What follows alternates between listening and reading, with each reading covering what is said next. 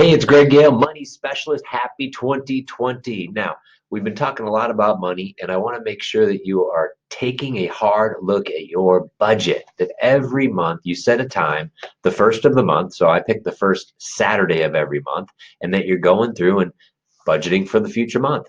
You got to take a recap of last month and see where everything landed.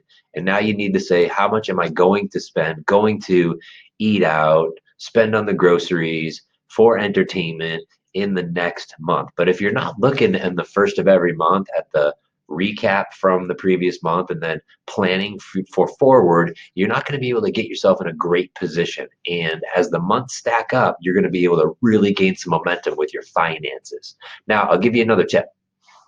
Not only just measuring and knowing exactly what your numbers are at all times, and then doing that on the first of the month, just dialing in like, how much do we have? How much is in the 401k? How much is in our investments accounts, our checking, our savings? You know, a quick tip on the savings accounts, there's some banks that it takes about 24 hours to get the money out of. So if you move money over into this savings account for that cushion, you can't access it for spur of the moment, immediate gratification items. So just a quick tip on that.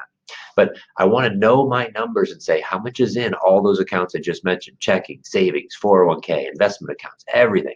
And I've mentioned the free app before called mint.com, www.mint.com. And let's write that down. So www.mint.com. You can tie your accounts. I can log in right now and it'll say, Greg, here's how much is in your 401k. Here's how much is in your Merrill Lynch account, Northwestern.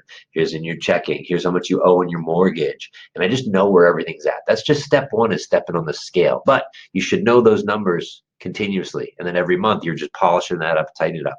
And then you just got to know where you're putting the money. Now, another quick tip. In my phone the other day, I went into my subscriptions and I can see what's coming up for renewal. And I'm like, man, I don't even use that app. It's $5. It's $4.99. And let's delete, unsubscribe. I use the app for the next couple of months that I have it, and then it drops off.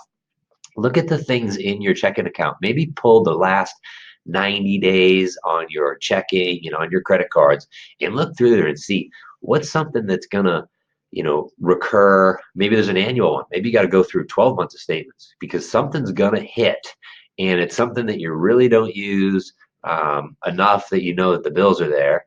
And unsubscribe. I had a tip once from somebody that said, cancel your credit card one time a year and then reestablish. I know it's a pain, but now I reestablish that any of those annual ones that are going to come through are going to get rejected. I'm going to get an email about it and then say, oh, wait, I don't even want that. Or you say, oh, yeah, I do need to renew that. But do not click the annual subscription button on those, because something may change over the year where you're like, something new or better came along. You want that choice in a year to annually subscribe for that item. All right, so I'm here to help you with these money tips and suggestions and advice. The biggest thing I could say is get on that budget plan. All right. Make it a great day. Have a great 2020.